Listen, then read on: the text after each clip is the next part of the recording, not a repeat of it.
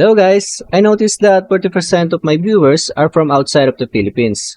So from now on, I'll be speaking in English. Okay, what you see here, this is what you'll see every time you open the Excel program if your macros are disabled. This is to notify you because the program won't run if it's disabled. Once you click Enabled Content, this interface will appear. So today's video is about how to use this program for STAAD users and ETABS version 16 and lower users. A lot of people have DM'd me saying they use STAAD, so I prioritize updating this for STAAD users. But don't worry, column design will come next. By the way, this is version 4.04c. Watch my installation tutorial so you can also try this program. Okay, let's start with STAAD users. First of all, before extracting STAAD data, make sure that STAAD is open and you have already run the analysis. This is actually my old project. I was a bit confused using surface area, so I used mesh plate area instead. That's why the beams here are split into multiple parts. Once your STAAD model is ready, click Get STAAD Data. You'll see that only a few parameters are here. That's because STAAD does not have an Excel export function, so I had to use the STAAD API. Now we need to input integer values for the load cases. So where do we find these values? Okay, let's go back to STAAD.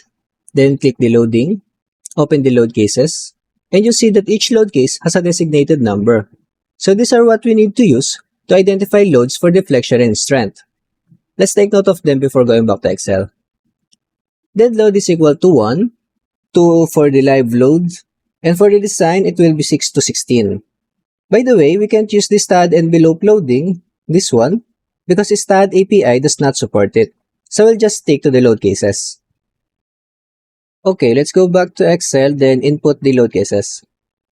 So total dead load is 1, live load is 2, 30% for sustain, so we'll leave it as is. Then for the beam design, we will use 6 to 16. For now, we will use the same for the column design, but ideally it should be different if seismic effect is considered for columns. Alright, now let's click OK. So we see here that this process takes longer compared to ETABS. In ETABS, one click and it's done, since ETABS already export data as an Excel file. But for STAAD API, I don't have control over the sorting process, so I added a progress bar here because it takes long enough to make us wonder if something went wrong. So we know we just have to wait.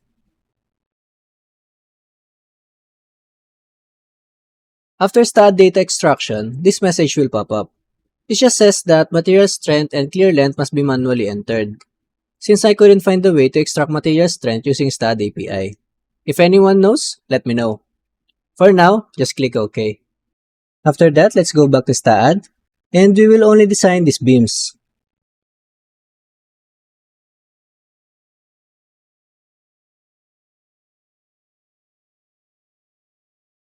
One, two, three, four, five, six, seven. So 7 beams. Let's arrange first the windows for easier input.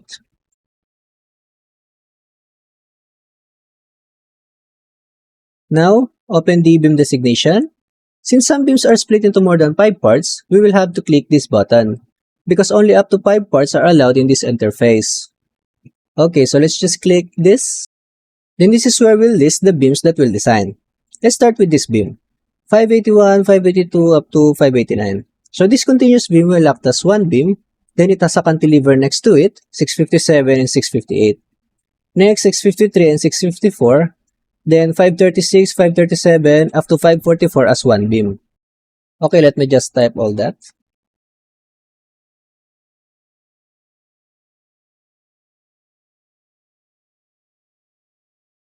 Just like in ETABS, I use the left to right and south to north orientation. So our beam numbering also follows that order. Okay, let me finish listing the remaining 3. After entering all the beams you need to design, click Done. Now you'll see that beam labels have been updated. Next, update the beam type. Simply supported, right cantilever, left cantilever, simply supported. Then simply supported for these 3. For floor, since STAAD does not have floor labels, we can leave it blank. Then for the beam type, 1, 3, 1, 3, and 1, 2, 3. After inputting all the beam information, you'll notice that on the right side, the concrete strength FC is still not applicable, so we'll manually input it. This project used 5000 psi, which is 34.5. Since all values are the same, click the drop button to copy the changes on the first one to all the beams. And that's it for this STAAD user tutorial. You may want to watch my other videos for design, reports, and scheduling. Okay, now a quick guide for ETABS user who are using version 16 and lower. Let's go back to the initial input. Click Update ETABS Data, find your exported Excel file, click Open, then you'll notice that load combo and step type are missing. To fill that, we'll just have to click the load combo box. Then enter load case combo. Since there's no step type in the lower version, we'll just have to skip that. And for the column, we'll do the same for the load combo. Click OK, then load identifier will pop up. But here, we'll use envelope for beam design. If that's all good, just click OK. And that's it for ETABS user with version 16 and lower. Watch my other videos for other feature of this Excel. So that's it. Thanks for watching.